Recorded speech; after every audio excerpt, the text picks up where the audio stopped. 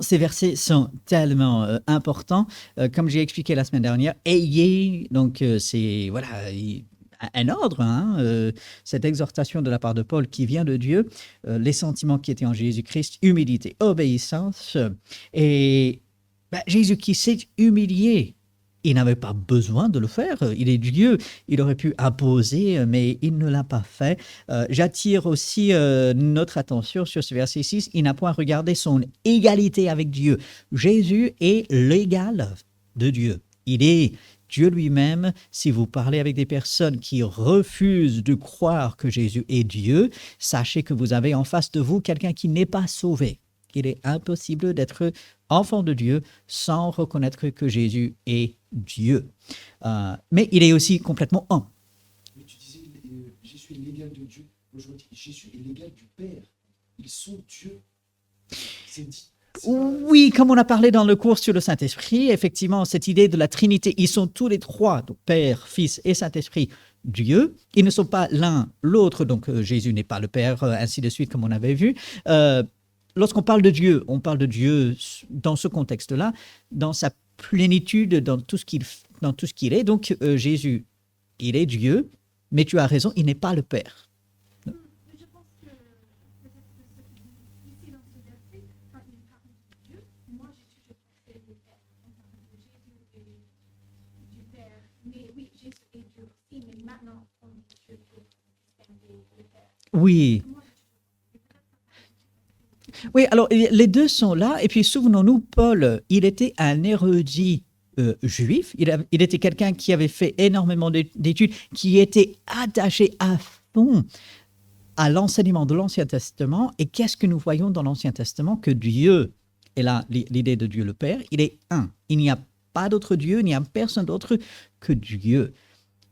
Et que Jésus se dise et qu'il est réellement Dieu, ça choquait les Juifs parce qu'ils se sont dit, il n'y a qu'un seul Dieu. Et ils ont raison.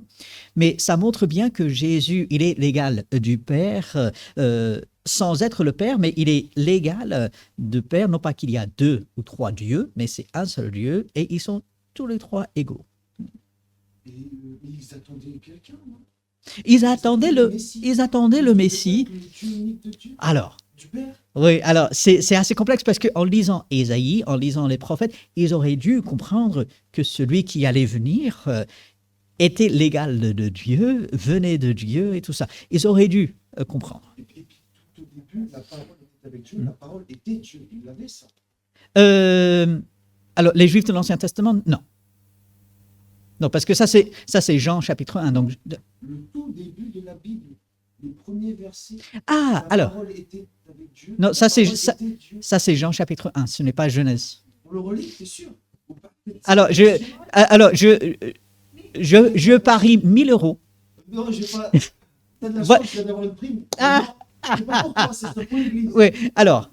Donc, voilà la certitude que j'ai, que le verset que tu viens de citer, c'est Jean chapitre 1, verset 1, mais qui est censé nous rappeler Genèse 1. Au commencement, Dieu créa les cieux et la terre. Jean chapitre 1, au commencement était la parole. Donc, tout de suite, ça doit nous faire penser, on parle de Dieu.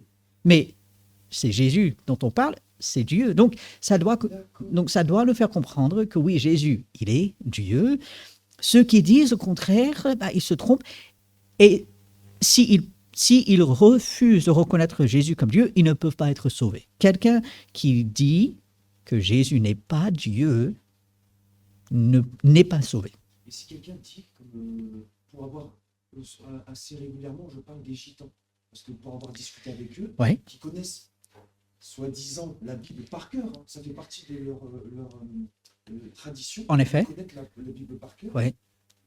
Pour eux, Jésus-Christ est le Fils de Dieu. Oui. Donc là, c'est pas bon. C'est pas bon. Ce n'est pas assez. Alors, exact. Donc, les gitans, les témoins de Jéhovah sont dans la même catégorie. D'accord, je savais pas. Oui. Ils reconnaissent volontiers que Jésus est le Fils de Dieu. Et ça, c'est bien. Mais il faut insister, Jésus, il est Dieu. Et avec ces personnes, lorsqu'on insiste Jésus est Dieu, ils disent, non, il est Fils de Dieu, mais pas Dieu. Et à ce moment-là, on comprend, la personne n'est pas sauvée. la moitié. Oui, comme c'est ça. chercher la face de Dieu, ils ne cherchent pas la face de Dieu, ils ne vont pas jusqu'au bout. Oui. Et, il faut prier pour eux. Ah, mais complètement. Maintenant, il faut bien faire la distinction. Enfin, quand on a en face de nous quelqu'un qui dit Jésus n'est pas Dieu, j'accepte qu'il est le Fils de Dieu, j'accepte qu'il est toute autre chose que Dieu. On a en face de nous quelqu'un qui n'est pas sauvé, mais si cette personne, devant l'enseignement qu'on lui apporte des versets de la Bible, la personne dit « Ah d'accord, je comprends maintenant que Jésus, il est Dieu », cette personne peut venir au salut. Mais tant que cette personne persiste dans sa croyance que Jésus n'est pas Dieu, cette personne ne peut pas être sauvée. Et c'est Dieu qui donne de comprendre ce que la Bible dit par rapport à Jésus.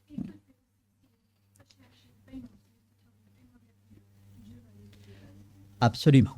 Oui, oui, c'est tout à fait ça. Donc, voilà. Jésus, il est Dieu. Il est l'égal du Père. Mais ils ne sont pas deux dieux différents.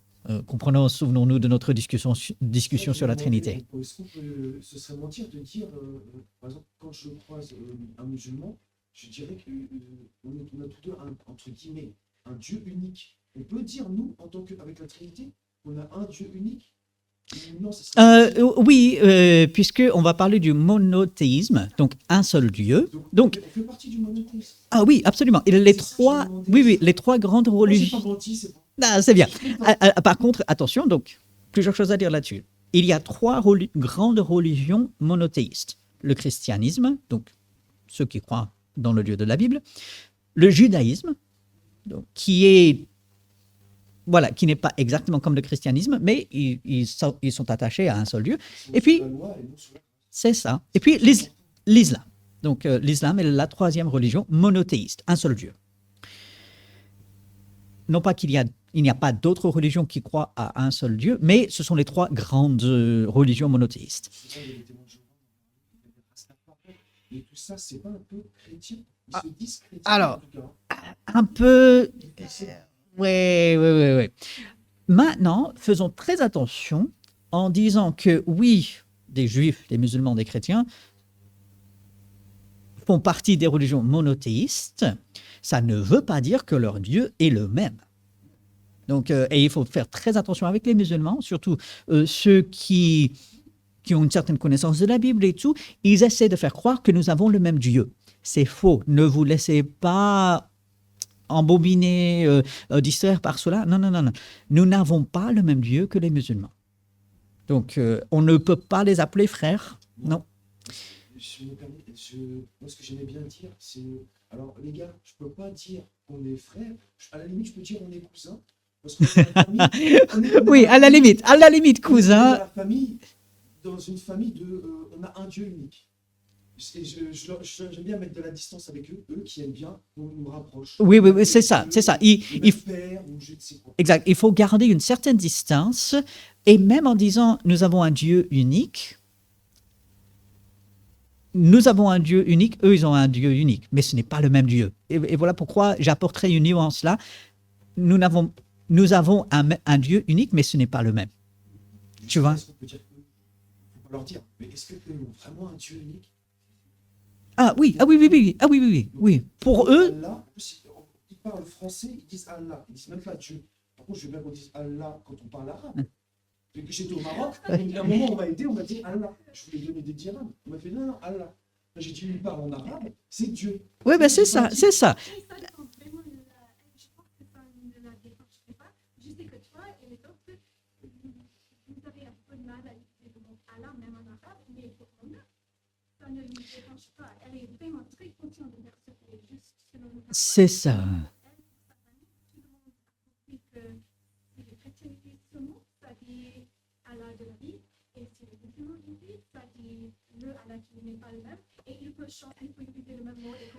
Oui, c'est ça. Et lorsque c'est utilisé comme cela, c'est bien. Oui, alors c'est complexe parce que quand on parle avec quelqu'un et qu'on emploie le mot Allah et qu'on sait que l'autre personne va avoir dans son esprit le Dieu des musulmans, à mon avis, il ne faut pas utiliser cela. Si on est dans un contexte comme, par exemple, avec Monin, sa famille, ils utilisent Allah et ils savent que c'est le Dieu de la Bible, oui, ça c'est bon. Hmm. Oui, oui, c'est ça. Lorsqu'on apporte cette précision, oui, oui. Oh, c'est assez complexe, hein, donc on est parti donc très loin là parce qu'on parle de Jésus qui est Dieu. Il faut insister là-dessus et ça aide dans l'évangélisation parce que on confronte les personnes avec la personne de Jésus qui est le seul qui puisse sauver. Et pourquoi peut-il sauver? Parce qu'il est 100% Dieu et parce qu'il est 100% homme. S'il était autrement, il ne pouvait pas sauver. Et du coup, voilà. Robert avait prévu quelque chose à la base. On a tout chamboulé, on a mis trop de temps. Oui, non, on va avoir quelques minutes donc, pour aller dans le premier livre des rois. Mais voilà, Philippiens chapitre 2, verset 5 jusqu'au verset 9 pour la semaine prochaine. Et là, le verset 9, il est bien. Voilà pourquoi, c'est pourquoi Dieu l'a souverainement élevé et lui a donné un nom qui est au-dessus de tout nom, afin que, au nom du Seigneur, tout genou fléchisse. Mais enfin, c'est le verset à mémoriser pour la semaine prochaine. Il est vraiment, vraiment très bien. 1 Roi, chapitre 14.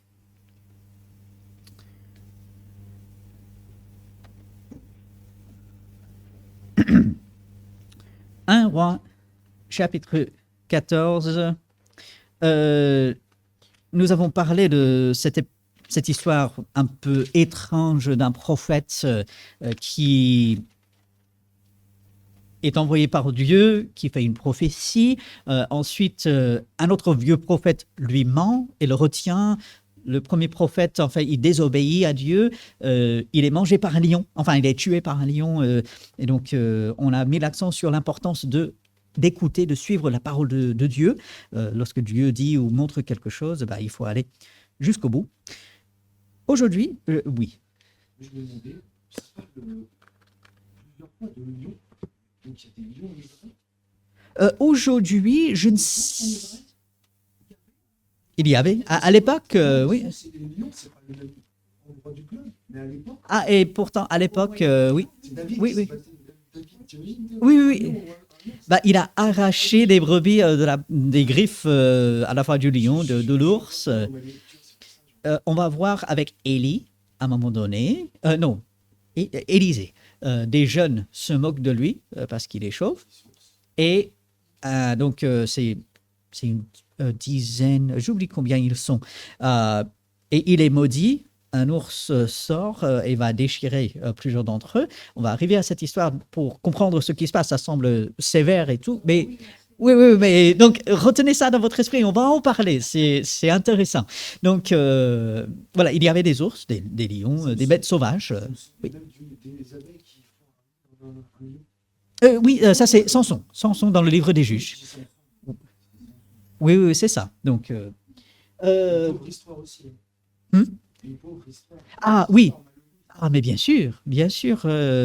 Mais comparez le livre des Juges avec Hébreux chapitre 11 et vous allez être surpris des noms qui sont dans la galerie de la foi des personnes, des personnages du livre des Juges auxquels on ne s'attendrait pas du tout qu'ils exerçaient la foi et pourtant ils sont là.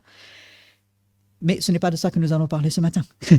Pendant vraiment juste quelques minutes. Alors, je rappelle où nous en sommes. Donc, je sais, c'est un peu petit. Si vous n'avez pas ces feuilles, je peux vous les donner une fois qu'on aura terminé. Ici, ça montre toute la chronologie. Et puis, c'est ici que nous sommes, Roboam, Jéroboam, les deux premiers rois, donc Roboam en Juda. Donc, Juda, pensez dans votre esprit, royaume du Sud. Israël, royaume du Nord. Et on va arriver à la fin du règne de Jéroboam. Et du coup,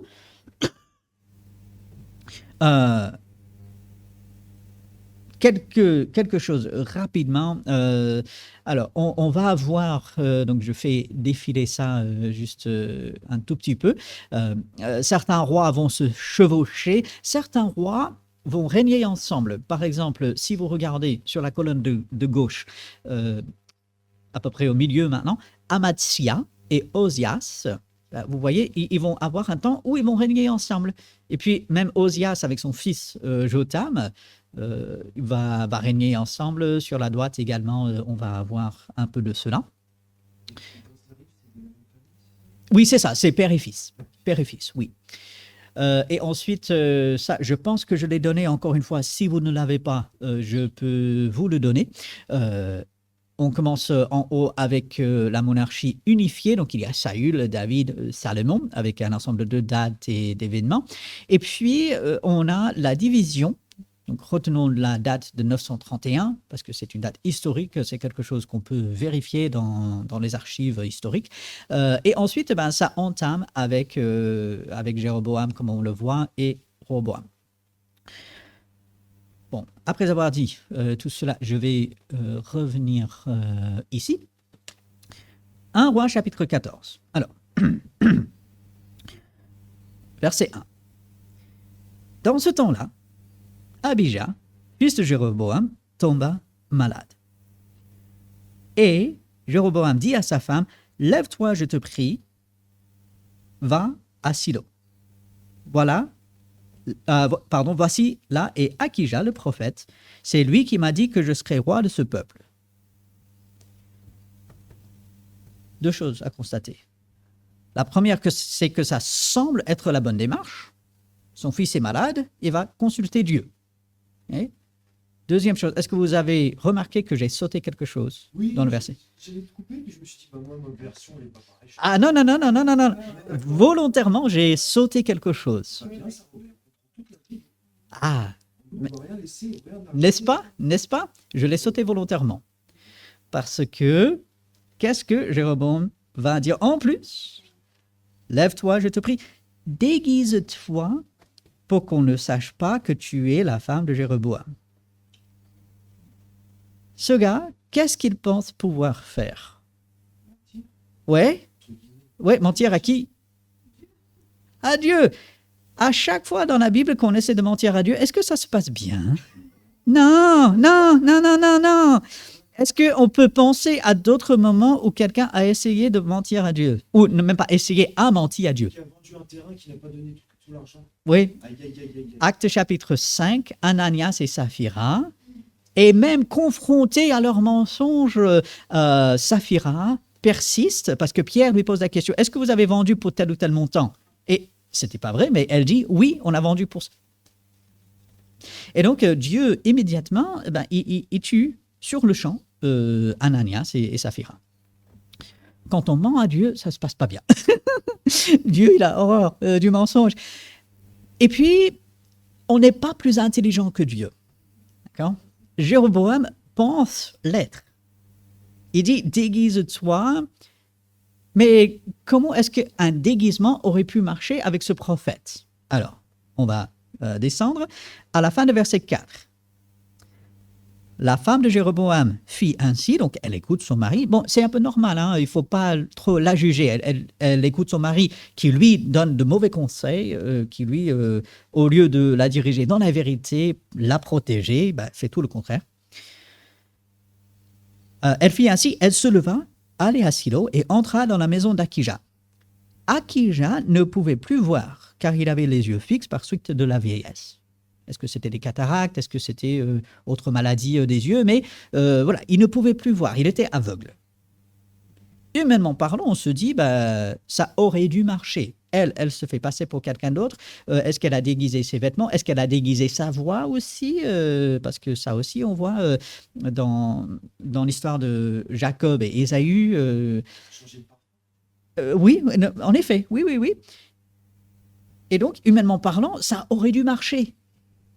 En plus, le prophète, il ne voit pas. Donc, on peut faire un petit tour là.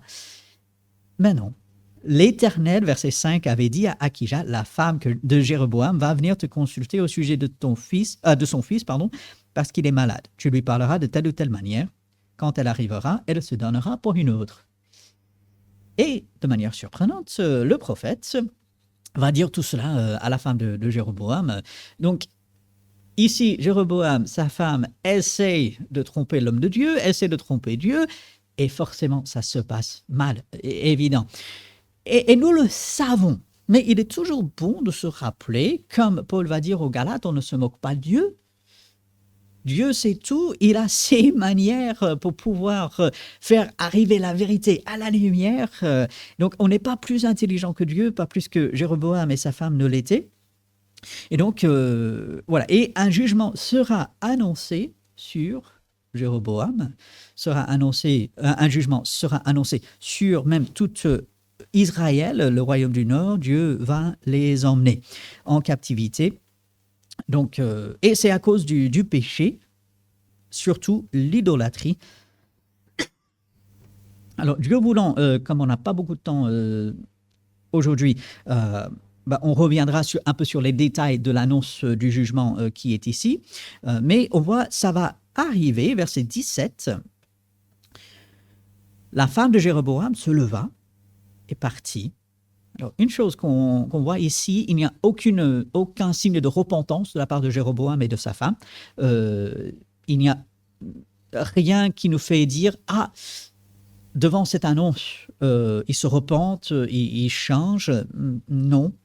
Alors qu'avec d'autres rois, qu'on va voir par la suite, notamment des rois du royaume du Sud, Dieu va annoncer des jugements, le roi va se repentir, pas toujours, mais parfois, et Dieu va faire grâce. Donc, devant l'annonce du jugement de Dieu, il faut toujours se repentir, il faut toujours implorer la grâce et la miséricorde de Dieu, chose que Jéroboam et sa femme ne semblent pas faire ici. Alors, je reviens, verset 17. La femme de Jéroboam se leva et partit. Elle arriva à Tirtsa, donc là, c'était la capitale à ce moment-là, donc c'est là où était sa famille. Et comme elle atteignait le seuil de la maison, l'enfant mourut. On l'enterra et tout Israël le pleura selon la parole que l'Éternel avait dite par son serviteur Akija le prophète. Donc ça se passe comme Dieu le dit, toujours et encore. Maintenant, verset 19. Le reste des actions de Jéroboam, comment il fit la guerre et comment il régna, cela est écrit dans le livre des chroniques des rois d'Israël. C'est quoi ce livre des chroniques des rois d'Israël ?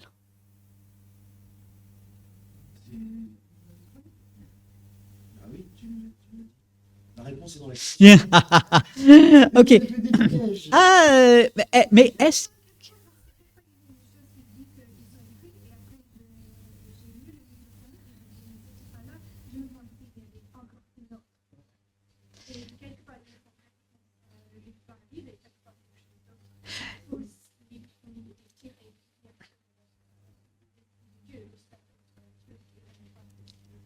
Voilà. Alors, lorsqu'on lit, et on va le voir à plusieurs reprises à travers le livre des rois, premier, deuxième livre des rois, les actes de tel ou tel roi sont écrits dans le livre des chroniques des rois. Il ne faut pas penser dans un premier temps au livre des chroniques que nous avons. D'accord ? Pourquoi ? Parce que les deux livres des rois, moi je vais parler du livre des rois, hein, donc juste pour faire comprendre. Ce livre-là a été écrit probablement juste avant ou juste après l'exil à Babylone. Parce que quand on termine le livre des rois, on est à ce moment de l'exil. Le livre des chroniques a été écrit après le retour de l'exil. Ou du moins, a été terminé après le retour de l'exil. D'accord ? Les chroniques, il faut lire à la fin de l'Ancien Testament. C'est ça. Oui. Oui, et puis, à un moment donné, je ne sais pas quand on le fera, mais on passera du temps à examiner l'ordre des livres dans la Bible. Parce que l'ordre que nous avons n'est peut-être pas le meilleur ordre pour comprendre, on va dire, tout ce que Dieu est en train de nous montrer dans la Bible. Retiens cette question juste un instant. Donc, le livre des rois écrit un peu avant ou juste après l'exil à Babylone. Le livre des chroniques, après le retour, donc il y a un laps de temps au moins de 70 ans, voire un peu plus. Donc le livre des rois, en parlant du livre des chroniques, ne peut pas faire référence à tout le livre des Chroniques que nous connaissons. Donc, soit ce livre était déjà en formation, mais n'était pas terminé, et c'est à ça que donc un livre incomplet auquel le livre des rois fait référence, ou bien il y avait des chroniques des rois que nous n'avons plus aujourd'hui, et celui ou les personnes qui ont mis ensemble le livre des chroniques s'est inspiré de cela pour faire le livre des chroniques. Des livres historiques. C'est ça. Non bibliques, mais dans l'histoire, l'archéologie. Qui existait, oui, exact. D'accord. D'accord. Et donc, quand on lit ces actes ont été écrits dans le livre des Chroniques, il faut éviter de penser tout de suite « Ah, le livre des Chroniques », pour des raisons que je viens d'expliquer. Et puis, comme Emily a relevé, et comme vous pouvez constater si vous faites la comparaison, il y a certaines choses qui sont expliquées dans le livre des rois qu'on ne voit pas dans le livre des Chroniques, même si on dit bah, « ceci est là ». Vous voyez? Donc, ta question. Oui. De parler de l'ordre. Oui, de l'ordre des livres de la Bible. Ah bah, ça peut inciter les gens à venir le dimanche matin.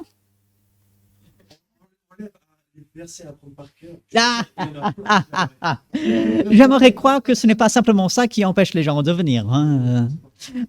Mais j'y ai pensé, on a déjà tellement de choses à voir dans le cours biblique, donc peut-être mettre en place un deuxième cours biblique, mais voilà. Mais toujours est-il, à un moment donné, je ne sais pas exactement quand, ce serait intéressant de faire cet examen de l'ordre des livres de la Bible. Déjà, pourquoi ils sont dans l'ordre que nous avons, et en bougeant quelques livres, en fait, on voit...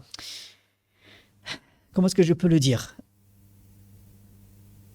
On a une meilleure vue d'ensemble. On voit vraiment... et puis, ça aide à mieux retenir aussi, moi, je pense. Ça aide beaucoup. N'est-ce pas?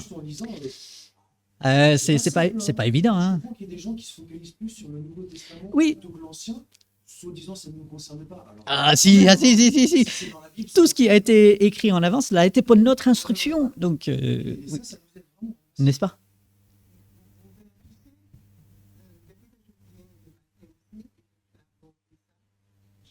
Je ne m'étais jamais intéressée au livre des rois de la Bible. OK. Parce que dans ma tête, c'est un système politique archaïque que je n'ai pas connu. Et maintenant, je découvre. Ouais. J'ai fait la relation, mais je dis, mais qu'est-ce que ça fait dans la Bible? Je ne m'intéresse plus. Oui, alors qu'on voit, il y a énormément à apprendre. Ouais. Dans la Bible, c'est qu'on doit, oui, mais moi, passer moins un peu de temps, réfléchir. OK. Heureusement, ça m'a permis de faire le lire parce que moi, je voyais. Ouais, bah. Oui, surtout qu'il y a pas mal d'histoires un peu bizarres. Il y a des pratiques que nous n'avons plus. Il y a des choses qui ne nous concernent pas au premier degré. Et pourtant, il y a énormément de choses à retenir. Et donc, de pouvoir comprendre un peu plus et encore mieux cela, c'est toujours une bonne chose. Tu avais une question ou quelque chose? Non? D'accord, OK.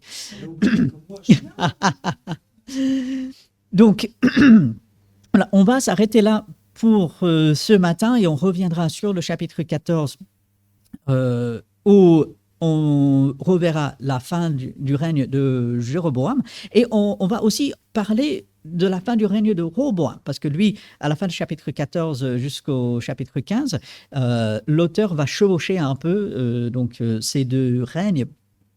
Du coup, voilà, je vous encourage à lire 1 Roi chapitre 14 à travers la semaine qui vient et puis on reviendra, Dieu voulant, la semaine prochaine pour cela. Nous allons prier et ensuite nous aurons quelques minutes pour nous lever, pour nous préparer pour le culte. Oui, Seigneur, nous te louons que tu nous donnes ta parole et tu nous donnes de comprendre également. Merci pour l'intelligence que tu nous donnes. Donne-nous sagesse pour comprendre toujours mieux et aussi pour pouvoir mettre en pratique. Dirige-nous dans toutes ces choses, Seigneur. Nous t'implorons et c'est en ton nom que nous prions. Amen.